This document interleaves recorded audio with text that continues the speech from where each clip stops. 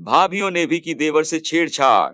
Hello दोस्तों, आपका हमारे इस YouTube चैनल पर स्वागत है। आज मैं आपको बताऊंगा चारों ओर चहल पहल थी। शांति देवी की व्यस्तता असीमित थी, किसी भी चीज की कमी ना हो, इसीलिए अपने बुजुर्गों से लगातार सलाह ले रही थी। थकावट के बाद भी खुशी का एहसास चेहरे पर साफ नजर आ रहा था। आखिर इकलौते बेटे की शादी जो है। जब साहिल ने कहा था कि वह शगुन से शादी करना चाहता है, तो बेटे की खुशी देख उन्होंने सहमति दे दी। हालांकि उनके पति को थोड़ी आपत्ति थी कि शगुन कुछ ज्यादा ही हाई फाई है, लेकिन तब शांति देवी ने यह कहकर उन्हें राजी कर लिया कि उसे हमारे घर आना है, अपने रंग ढंग में उसे ढाल लेंगे।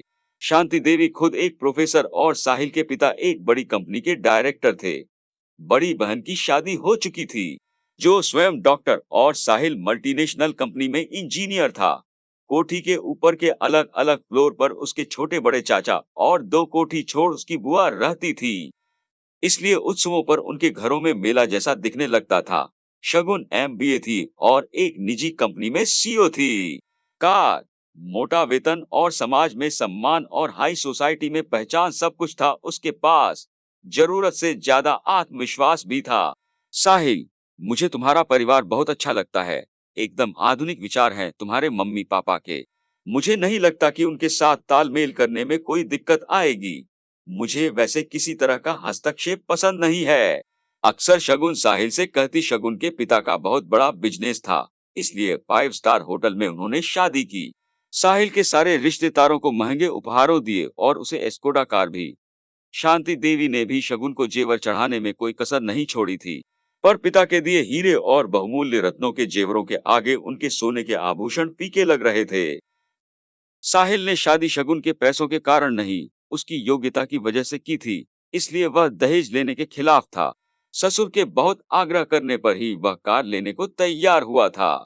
शांति देवी को भी बहू के घर वालों का दिखावा खटका था, पर उन्होंने इस बात को यह सोचकर नजरअंदाज कर दिया था कि हमारी जैसी हैसियत है, शगुन जानती है, और अगर तब भी उसने शादी की है तो अवश्य ही इस बारे में सोचा ही होगा। बहुत धूमधाम से बहू का स्वागत किया गया। बहन ने द्वार रोकने का नेक भी लिया और रिश्ते की भाभीियों ने देवर से छेड़छाड़ भी की।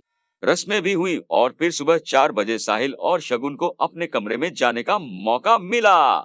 ओह, मैंने नहीं सोचा था कि एक प्रोफेसर होने के बावजूद तुम्हारी माँ इतने पुराने विचारों की होंगी। आजकल कौन इतने रीति रिवाज करता है। मुझसे कोई अपेक्षा मत करना। पूरी रात बर्बाद हो गई। कितनी भीड़ है तुम्हारे घर में, इतने रिश्तेदार, बाप रे, मैं यह सब बर्दाश्त नहीं कर सकती। हर किसी के पांव छुओ। तुम्हारा परिवार अभी भी इन परंपराओं में जकड़ा हुआ है।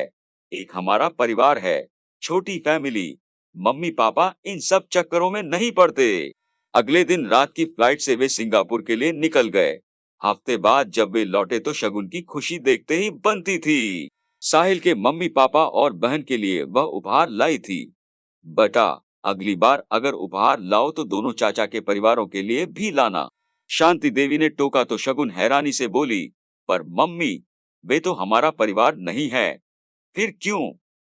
शांति देवी ने साहिल को देखा। माँ, गलती हो गई। आप ये उपहार उन्हें दे दीजिए। मैं अगली बार फिर जब विदेश जाऊंगा तो आप लोगों के लिए दोबारा यह सब ले आऊंगा। बेटा शगुन, बेशक हम लोग अलग अलग फ्लोर पर रहते हैं, पर है एक ही परिवार, इसलिए अगली बार ध्यान रखना। शगुन ने तो यह सोचकर साहिल से शादी की थी। उसके घर में एक खुला वातावरण होगा, वह जैसे चाहे जी सकेगी। हालांकि उसके आने जाने या मनचाहे कपड़े पहनने पर किसी ने रोक नहीं लगाई थी, नहीं रात की पार्टी में जाने पर किसी को आपत्ति थी। फिर भी उसे लगता था कि वह आजादी की सांस नहीं ले पा रही है। वह घर आती तो कभी कोई चाची बैठी होती, कभी कोई ननद या देवर। साहिल को उनसे हंसी मजाक करते देख वह चिढ़ जाती। साहिल, तुम इतने बड़े ओहदे पर हो, इस तरह का हंसी मजाक क्या तुम्हें सूट करता है? डिसेंट रहना चाहिए तुम्हें। क्या बच्चों की तरह संडे को कैरम बोर्ड खेलने बैठ जाते हो? खेलना ही है तो चेस खेलो या फिर ताश। यह घर है शगुन, यहाँ अगर खुलकर नहीं रहूंगा तो अपनेपन का एहसास कैसे होगा? मैं तो कहता हूँ कि तुम भी हमारे साथ खेला करो। कान में ईयरफोन लगाकर म्यूजिक सुनने से कहीं ज्यादा सुख मिलता है अपनों के साथ छोटी छोटी खुशियां बांटने में। साहिल, मुझे बहुत हैरानी होती है तुम्हारी बातें सुनकर।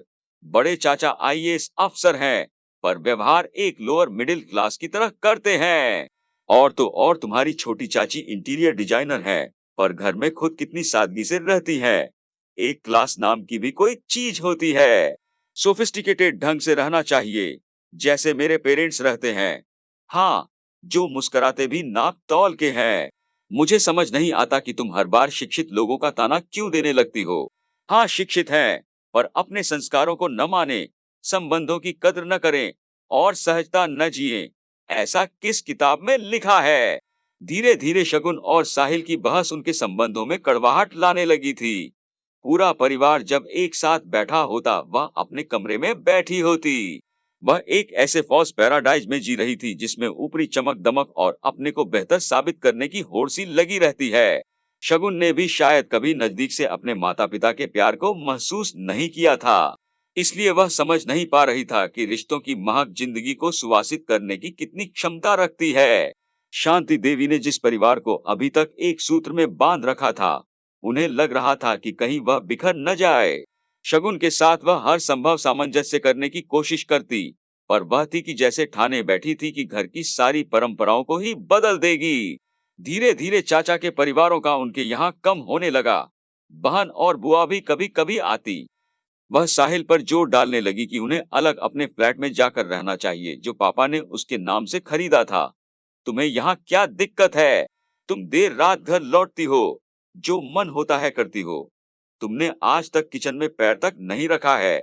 मम्मी ने कभी तुम्हें इस बात का ताना दिया क्या? तुम अपने मन की करती हो, दूसरों की भावनाओं के बारे में कभी सोचती तक नहीं हो। फिर क्यों अलग होना चाहती हो? आखिर किस चीज की कमी है तुम्हें यहाँ? एक दिन साहिल का आक्रोश फट गया था। मैं किचन में क्यों जाऊं? असल में तुम लोगों की मानसिकता मिडिल क्लास की है। आगे ग्रो करने के बारे में सोचना ही नहीं चाहते। उस दिन शगुन ने सारी मर्यादा पार कर दी थी और अपने मायके चली गई थी। साहिल ने जब फोन किया था तब यही कहा था कि जिस दिन अलग होने की सोचो, तभी मैं वापस आऊंगी। शगुन को गए एक महीना बीत गया था। एक दिन शाम के समय शगुन का फोन आया। वह रो रही थी। साहिल, पापा के बिजनेस में भारी नुकसान हो गया है। बैंक से जो लोन लिया था, वह चुका नहीं सके तो बैंक हमारे घर पर कब्जा कर रहा है। कोई भी रिश्तेदार और मित्र मदद नहीं कर रहा है। करेगा भी क्यों? पापा ने उनसे कभी संबंध बनाकर ही नहीं रखे। साहिल ने माँ को देखा तो वह बोली, बेटा, है तो वह अपनी ही ना। भूल जा पिछली बातें। अभी उसे हमारी आवश्यकता है। बड़े चाचा ने अपने रसूख से मकान पर कब्जा होने से रोका और सबने मिलकर कर्ज की थोड़ी रकम की अदायगी कर उसे चुकाने की मोहलत भी बढ़वा ली। शगुन की आंखों से निरंतर आंसू बह रहे थे। हालांकि अभी भी वह शब्दों से माफी मांगने में हिचक रही थी, पर उसके झरझर बहते आंसू कह रहे थे कि वह अपने फॉल्स पैराडाइज से बाहर निकल आई है।